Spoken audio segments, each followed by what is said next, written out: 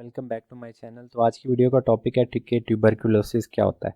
जैसा कि आप सबको पता होगा कि ट्यूबरकुलोसिस जो है हमारे पास एक लोअर रिस्पिरेटरी ट्रैक इन्फेक्शन है और यूजुअली काज्ड बाय बैक्टीरिया होता है हमारे पास। और ये जो बैक्टीरिया है ये काफ़ी जो है हमारे पास रेजिस्टेंस है दूसरी एंटीबायोटिक्स के लिए। इसके लिए हम जो है स्पेशल कोर्स होता है जो कि हमारे पास हम इन द फॉर्म ऑफ 9 मंथ देते हैं, 12 मंथ, 15 या 18 मंथ्स का कोर्स होता है। उसके बाद ये जाके कहीं काबू में आता है हमारे पास। और कुछ ऐसे केसेस भी हैं जिसमें हमारे पास जो है कि ट्यूबरकुलोसिस जो है रेजिस्टेंट भी होती है। तो वो सारा कुछ जो है हम इस टॉपिक में कवर करने की कोशिश करेंगे। तो ये टॉपिक जो है हमारे पास ये मास्टर द बोर्ड से लिया गया है। तो हम इसी बुक के रिलेटेड जो कुछ इसमें लिखा हुआ है तो उसी के रिलेटेड पढ़ेंगे, इससे बाहर जाने की कोशिश नहीं करेंगे। तो हम इस वीडियो को स्टार्ट करते हैं। तो सबसे पहले क्या, tuberculosis continue to diminish in the United State. 2/3 of the domestic cases occur in those who are immigrant from countries with poor control including those have been vaccinated basilisk। अब क्या होता था कि हमारे पास जो, जैसा कि हमारे पास एशियन कंट्रीज़ हैं ज़्यादातर, जिसमें पाकिस्तान, इंडिया वगैरह आता है, तो वहाँ पे जो हमारे पास इतना प्रॉपर जो है कंट्रोल नहीं है ट्यूबरकुलोसिस के ऊपर। इसके लिए मुख्तलिफ फैक्टर्स भी हैं। तो उसके अंदर एक तो हमारे पास जो है वो इम्यूनाइजेशन है इन द फॉर्म ऑफ BCG जो हमारे पास वैक्सीन है। तो BCG वैक्सीन जो है वो इतनी ज़्यादा कोई हमारे पास इफेक्टिव नहीं है, जिसकी वजह से हमारे पास क्या है, ट्यूबरकुलोसिस के चांस जो है काफ़ी हद तक बढ़ जाते हैं। That is why previous BCG vaccine has no impact or affect on recommendation for treatment of latent tuberculosis infection. अब हमारे पास, जैसा कि आपको पता होगा कि ट्यूबरकुलोसिस दो तरह की होती है। एक जो हमारे पास टीबी है उसके अंदर हमारे पास साइन एंड सिम्टम्स शो होते हैं जिसको हम एक्टिव टीबी बोलते हैं। और एक होती है हमारे पास जिसे हम बोलते हैं लेटेंट। ठीक है, एक्टिव में हमारे पास साइन एंड सिम्टम्स शो होंगे। ठीक है, जो लेटेंट है उसके अंदर हमारे पास साइन एंड सिम्टम्स शो नहीं होंगे, लेकिन जो लेटेंट टीबी के जो पेशेंट होंगे उनके अंदर हमारे पास क्या होगा, एक्सपोजर होगा उनका पुराने किसी टीबी पेशेंट के साथ, तब जाके उनके अंदर ये जो है हमारे पास जो जिसको आप बोलते हैं लेटेंट ट्यूबरकुलोसिस वो आएगा। ठीक है, बगैर अगर उसमें कोई इस तरह की प्रीवियस हिस्ट्री नहीं है तो उस पेशेंट में हमारे पास कोई इस तरह का नहीं होगा, क्योंकि ये एक जाहिर बात है, एक बैक्टीरियल इन्फेक्शन है जो कि किसी बंदे से लगेगा तो तब भी वो फैलेगा आगे। ठीक है, तो positive test for purified protein derivative of tuberculin और PPD। तो हमारे पास जो लेटेंट ट्यूबरकुलोसिस है उसके लिए हमारे पास जो हम ज़्यादातर दो टेस्ट करते हैं, एक को हम बोलते हैं IgRA और दूसरा है हमारे पास PPD। इनके अलावा जो हमारे पास तो हम दूसरे टेस्ट करते हैं पाकिस्तान में, जैसा कि आस तौर पे हम करते हैं स्प्यूटम फॉर AFP और जीन एक्सपर्ट। उसके अंदर हमारे पास एक्टिव टीबी तो आप डायग्नोस कर सकते हैं, लेकिन जो हमारे पास लेटेंट ट्यूबरकुलोसिस है उसके लिए वो इतने इफेक्टिव नहीं है। तो लेटेंट ट्यूबरकुलोसिस को डायग्नोस करने के लिए आप में इन दोनों टेस्टों में से किसी एक का सहारा लेना पड़ेगा। ठीक है, IgRA को आजकल जो लेटेस्ट नाम है उसका वो है क्वांटिफिरोन, या जिसे हम QFT बोलते हैं। ठीक है, तो almost all patient with TB has one or more established risk factor such as, हमारे पास क्या होंगे, रीसेंट इमिग्रेंट्स होंगे, प्रिजनर्स होंगे, HIV पेशेंट होंगे, क्योंकि उनमें ऑलरेडी हमारे पास इम्यूनिटी क्या है पहले से ही कम है, या हेल्थ केयर वर्कर्स होंगे, ज़ाहिर बात है उनके पास जो टीबी के पेशेंट्स हैं वो बनिस्बत दूसरे लोगों के काफ़ी ज़्यादा एक्सपोजर उनका होता है। Close contact of someone with TB, जैसा कि फ़र्ज़ किया अगर कोई पेशेंट है हमारे पास उसकी फैमिली हिस्ट्री में टीबी है तो उसका जो हमारे पास टीबी का जो उस पर एक्सपोजर होगा वो ज़्यादा होगा बनिस्बत दूसरों के। इसके अलावा हमारे पास स्टीरॉयड यूज़ है। स्टीरॉयड यूज़ से भी हमारे पास क्या होता है, एट द एंड हमारे पास इम्यूनिटी जो है हमारी बॉडी की वो थोड़ी कमज़ोर होती है। हीमेटोलॉजिकल मैलिग्नेंसी उसमें हो सकता है, अल्कोहलिक्स में हो सकता है, और डायबिटीज़ मिलाइटिस पे भी हमारे पास क्या होगा, इम्यूनिटी हमारी वीक होगी, तो उस वजह से हो सकता है। ठीक है, अब प्रेजेंट किस तरह करेगा ट्यूबरकुलोसिस के साथ अगर कोई पेशेंट आता है हमारे पास, तो look for a person with one of the previous listed risk factor presenting with fever. सबसे पहले क्या होगा हमारे पास, हम फीवर चेक करेंगे। ये जो फीवर होगा हमारे पास लो ग्रेड फीवर होगा और ये कंटिन्यूस होगा फॉर मंथ्स। इसके अलावा कफ है, कफ में हमारे पास स्प्यूटम हो सकता है या स्प्यूटम के बगैर भी हो सकती है। और वेट लॉस जो है वो इम्पोर्टेंट फैक्टर है जिस पे आप डिफ्रेंशिएशन जो है बनाएंगे। इसके अलावा हमारे पास आ सकता है हीमोप्टिसिस जिसको बोलते हैं कफ में ब्लड आना।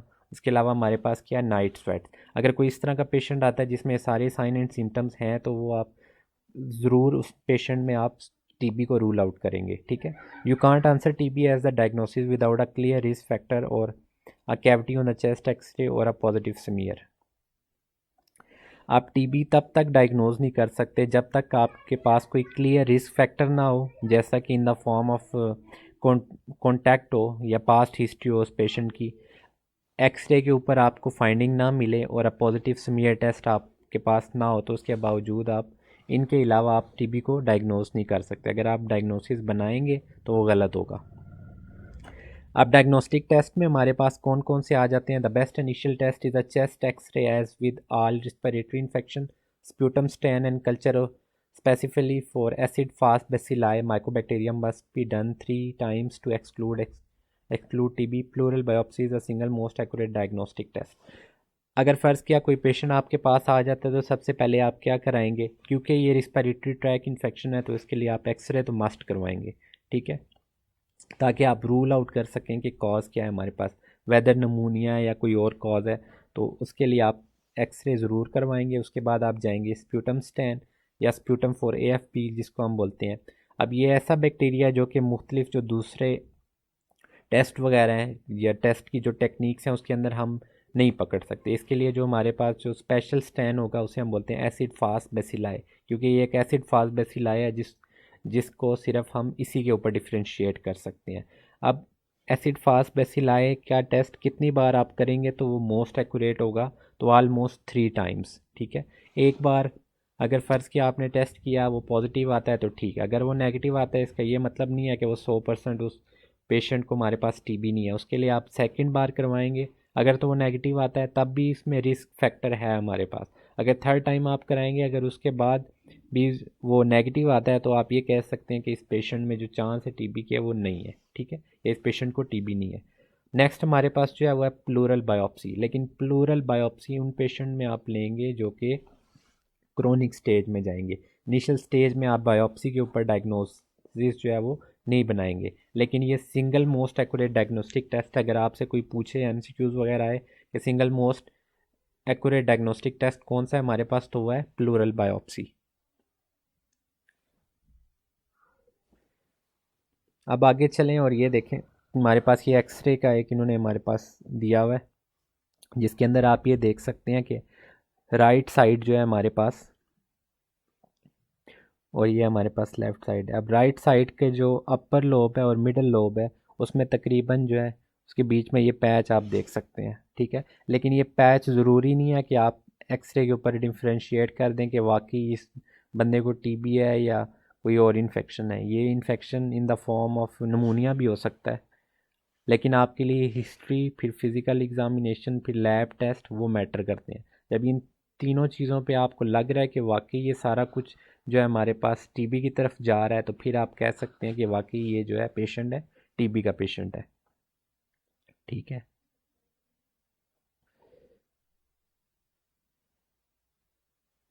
तो इसके अलावा हमारे पास टिप में इन्होंने दिया हुआ जी PPT skin testing is never the test for TB in asymptomatic patient. तो वही चीज़ जो मैंने अभी आपको बताया कि लेटेंट टीबी में आपने सिर्फ वही टेस्ट करवाने हैं जो लेटेंट टीबी के हैं, जो कि कौन सा है IGRA और PPD। इसके अलावा अगर आप दूसरे स्प्यूटम फॉर AFB या जीन एक्सपर्ट की तरफ जाएंगे तो वो रॉन्ग आंसर होगा, ठीक है। अगर फ़र्ज़ किया किसी पेशेंट का आपने टेस्ट करवाया उसका स्मेयर पॉजिटिव आता है तो उसके लिए आपने स्टार्टिंग जो मेडिसिन कौन सी इस्तेमाल करानी है उस पेशेंट को, तो सबसे पहले हमारे पास जो एंटीबायोटिक्स हैं वो कौन कौन सी हैं, तो है आइसोनियाजिड, रिफम्पिन, पायराजिनामाइड और एथम्ब्यूटोल, जिसके लिए आप फार्मूला सिंपल याद रख सकते हैं in the form of RIPE, ठीक है। You don't need ethambutol if it is known as the beginning of therapy that organism sensitive to all TB medication. अगर तो फ़र्ज़ किया कोई इस तरह का पेशेंट है जो कि सेंसिटिव है इन सारी दवाइयों के लिए, तो उसके लिए आपने क्या कर सकते हैं, आप थम्ब्यूटॉल को उसमें से माइनस कर सकते हैं, लेकिन जो इनिशियल हम यहाँ पे इस्तेमाल करते हैं पाकिस्तान में वो हम इन्हीं 4 एंटीबायोटिक्स के इस्तेमाल करते हैं इन द फॉर्म ऑफ जो हमारे पास मायरिन, फोर्ट और मायरिन के नाम से जो एंटीबायोटिक्स आती हैं वही हम इस्तेमाल करते हैं, ठीक है। तो ethambutol is given as a part of 4-drug empiric therapy prior to knowing the sensitivity after using RIPE for the first 2 months। अब क्या करना है आपने, नॉर्मली जो है हम 6 मंथ के लिए पेशेंट को कोर्स कराते हैं इन दवाइयों का, तो फर्स्ट 2 मंथ जो है आपने चारों दवाइयाँ देनी है, रिफम्पिन, पायराजिनामाइड, एथम्ब्यूटोल और आइसोनियाजिड, ठीक है। उसके बाद जो हमारे पास नेक्स्ट जो 4 वीक्स होंगे, 4 मंथ्स जो होंगे उसमें आपने कौन सी 2 जो दवाइयाँ उनको स्टॉप करना है, तो आपने इथम्ब्यूटोल और पायराजीनामाइड को क्या करना है, स्टॉप कर देना है। तो राइट फार्मूले में लास्ट के जो दो थे उन्हें ख़त्म करना है, और इसके अलावा आइसोनियाजिड और रिफम्पिन जो है हमारे पास, उसको आपने कंटिन्यू रखना है for the next 4 month. The standard of care is 6 months total of therapy. अगर तो फ़र्ज़ किया वो पेशेंट सेंसिटिव है, अगर रेजिस्टेंट है तो इसके लिए आप ये जो टाइम ड्यूरेशन है इसको बढ़ा देंगे, ठीक है। तो many patients should receive this therapy by directly observed therapy. This means healthcare workers go to the patient residence and watch them take the medication. DOT is essential to ensure compliance. For patients with mental health issue, DOT is essentially critical. Failure to adhere to medication through the full course of therapy is the most common cause of developing drug resistance. ठीक है। अब क्या होता है कि हम patient को medicine वगैरह लिख के तो घर भेज देते हैं, लेकिन वो क्या होता है, वो अपनी मर्ज़ी से दवाई लेते हैं या रेगुलर इस्तेमाल नहीं करते, तो इसकी वजह से जो चांस है रेजिस्टेंस के वो बढ़ने के ज़्यादा है, ठीक है। तो इसके लिए ये चीज़ है कि आपने या तो पेशेंट का फैमिली कोई मेंबर होगा जिसकी आपने रिस्पॉन्सिबिलिटी लगानी है कि वो रेगुलर उसे दवाई खिलाए, और पेशेंट को भी ये समझा के भेजना है कि आपने रेगुलर जो है मेडिकेशन इस्तेमाल करनी है, ठीक है। Directly observe therapy is essential for assuring completion of the TB treatment, ठीक है। तो treatment is extended to greater than 6 months. अगर कौन सी हमारे पास कंडीशन हैं जिसके अंदर हम बढ़ा देंगे ड्यूरेशन जो है, तो वो सबसे पहले है हमारे पास osteomyelitis, miliary TB, meningitis, pregnancy or any other time pyrazinamide is not used or cavity lesions, ठीक है। तो हमारे पास ये 5 कंडीशन हैं जिसके अंदर आपने ड्यूरेशन बढ़ाना है, ठीक है। अब हमारे पास हमने मेडिकेशन दे दी, उस बंदे ने स्टार्ट कर दी खाना, अब उसके बाद उसमें साइड इफ़ेक्ट कौन कौन से आ सकते हैं, तो आपने उस साइड इफ़ेक्ट को किस तरह कवर करना है ये भी आपके लिए इम्पोर्टेंट है जानना, ठीक है। तो all of the TB medication cause hepatotoxicity. सबसे पहली चीज़ जो है, एटीटी जो सारी दवाइयाँ हैं वो हिपैटोटॉक्सिक है, ठीक है। लेकिन आपने उनको स्टॉप तब नहीं करना तब तक कि जब तक आप उनके लीवर एंजाइम्स चेक करें और वो 3 to 5 टाइम्स अपर लिमिट के आपको ना मिले। अगर तो इस लिमिट से ज़्यादा के मिलते हैं तो आप वो स्टॉप कर सकते हैं मेडिकेशन, लेकिन अगर इससे कम है तो आपने वो मेडिकेशन जारी रखनी है, फिर स्टॉप नहीं करनी, ठीक है। इसके अलावा मज़ीद जो साइड इफ़ेक्ट्स हैं, अब रिफम्पिन का हमारे पास जो है वो साइड इफ़ेक्ट क्या है, जैसा कि रिफम्पिन में हमारे पास आर आता है, तो आर फॉर रेडनेस, ठीक है। तो red colour to body secretion, R क्या करेगी, रेड कलर देगी बॉडी सिक्रीशंस को, जैसे कि हमारे पास सलाइवा आ गया, हमारे पास यूरिन आ गया, स्वेट आ गया, ठीक है। अभी आपने इसको मैनेज क्या करना है, या तो आप मेडिकेशन कोई भी नहीं देंगे, या तो आपने क्या करना है, सिर्फ उस पेशेंट की आपने काउंसलिंग करनी है, ठीक है, ताकि वो घबराए ना कि ये शायद कोई ब्लड वगैरह तो नहीं है या इस तरह का कोई और इशू तो नहीं है, ठीक है। जो नेक्स्ट मेडिसिन है वो आइसोनियाजिड है। अब आइसोनियाजिड का साइड इफ़ेक्ट हमारे पास क्या है, पेरिफेरल न्यूरोपैथी, ठीक है। अब उसको रोकने के लिए या उसको कम करने के लिए आपने क्या देना है, पायरिडॉक्साइन, या जिसको हम बोलते हैं विटामिन B6, ठीक है। तो आइसोनियाजिड के साइड इफ़ेक्ट को रोकने के लिए आपने क्या देना है, पायरिडॉक्साइन। इसके अलावा हमारे पास पायराजीनामाइड है, इसका हमारे पास साइड इफ़ेक्ट क्या है, वो हाइपर यूरिसीमिया कॉज करती है, तो इसके लिए आपने ट्रीटमेंट तब तक नहीं करना जब तक वो पेशेंट एसिम्टोमेटिक है। जब जैसे ही उसमें सिम्टम्स शो होना शुरू हो पड़ेंगे, उसके हिसाब से आपने उसे क्या करना है, मैनेज करना शुरू कर देना है। अब हमारे पास नेक्स्ट है, हमारे पास वो है इथम्ब्यूटोल। इथम्ब्यूटोल हमारे पास उसका साइड इफ़ेक्ट क्या है, ऑप्टिक न्यूराइटिस या कलर विजन पे वो इफेक्ट डालेगा, उसको डिक्रीज़ करेंगे आप डोज को, जिससे वो पेशेंट क्या होगा, स्टेबल हो जाएगा। अब नेक्स्ट है हमारे पास यूज़ ऑफ स्टीरॉइड्स। अब ग्लूकोकोर्टिकॉइड्स जो हैं वो डिक्रीज़ करते हैं रिस्क ऑफ कॉन्स्ट्रिक्टिव पेरिकार्डाइटिस का, ठीक है। तो आपसे ये एमसीक्यूज़ में पूछ सकते हैं कि स्टीरॉइड का इफेक्ट क्या है टीबी के पेशेंट में, तो वो रिड्यूस करते हैं risk of constrictive pericarditis in those with pericardial involvement, ठीक है। They also decrease neurological complications in TB या टीबी एसोसिएटेड मेनिंजाइटिस, ठीक है। इसके अलावा pregnant patient should not receive pyrazinamide or streptomycin, ठीक है।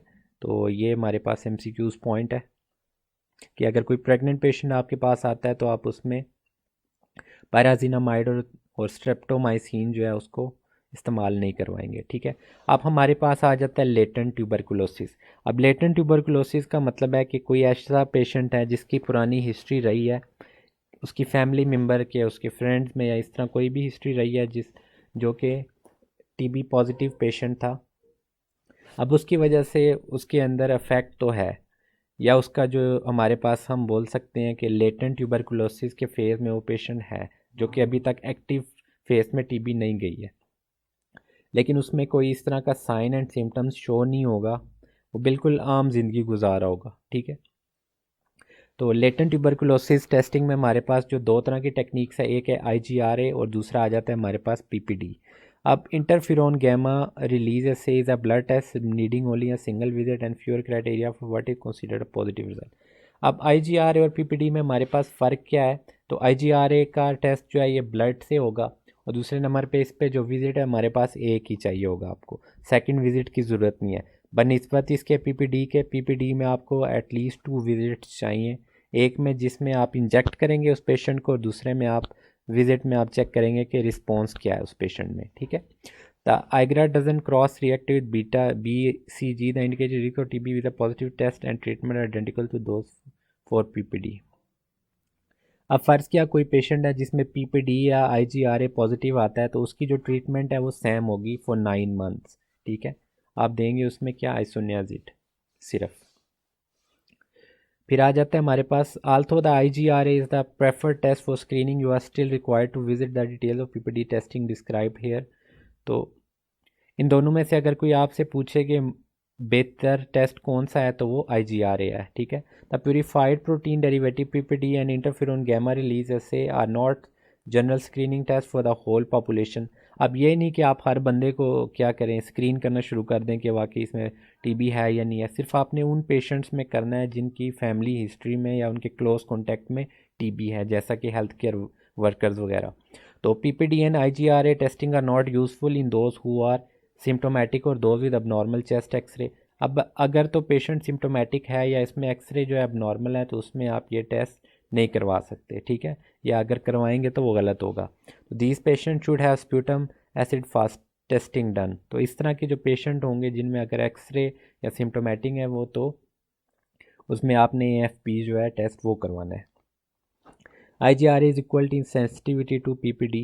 What is considered a positive PPD?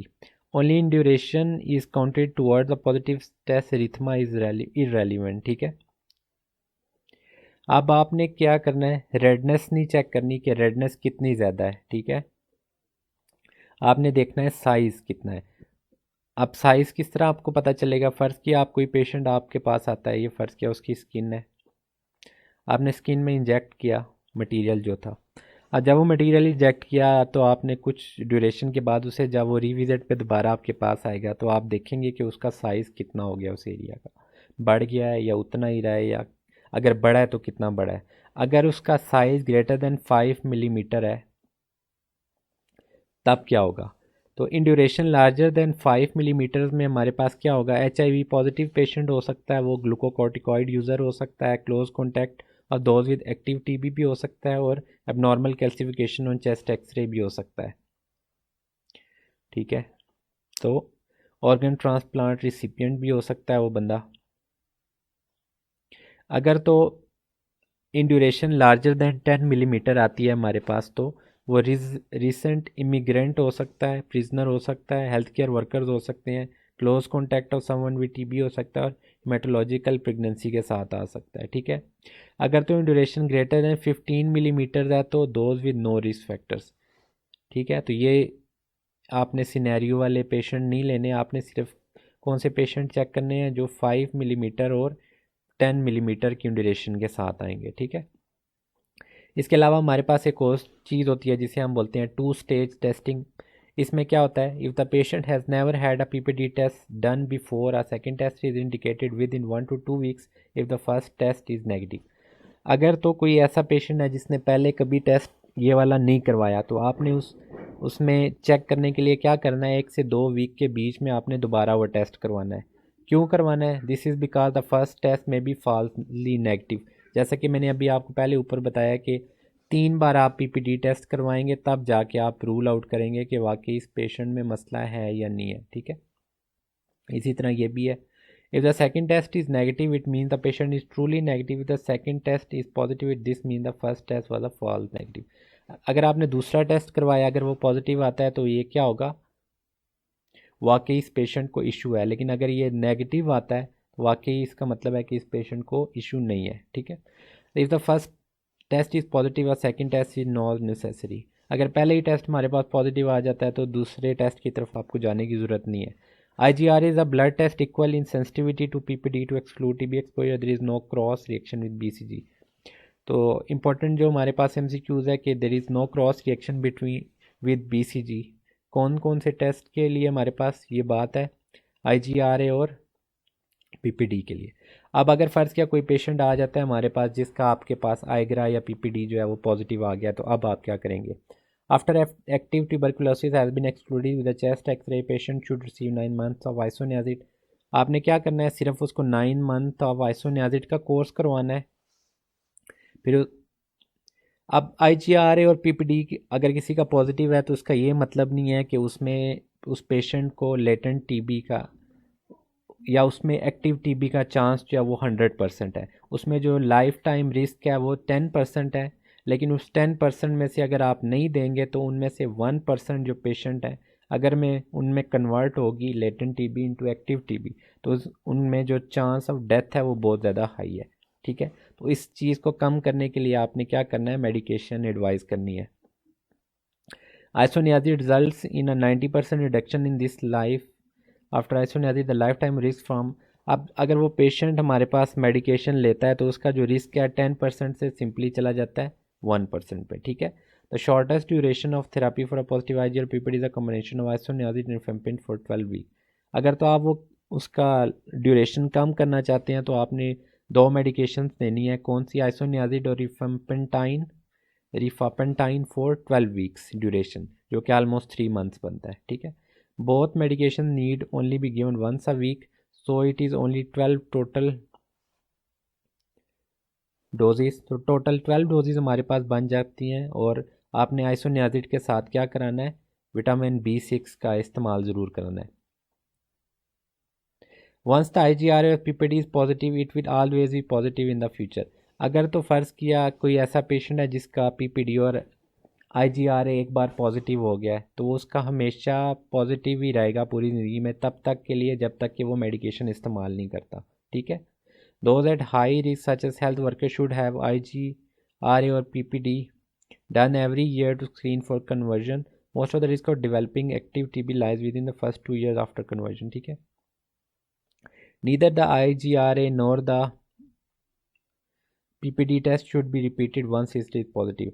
अब अगर फ़र्ज़ किया किसी पेशेंट में टेस्ट एक बार करवाने से पॉजिटिव आ जाता है तो आप उसको दोबारा से टेस्ट नहीं करवाएंगे, तो उसका जो पॉजिटिव है वो पॉजिटिव ही है।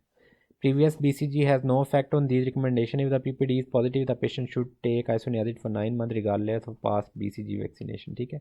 IgRA and PPD are among the hardest and most misunderstood test on USMLE step 2। तो read the presenting action forget what you have learned in the past.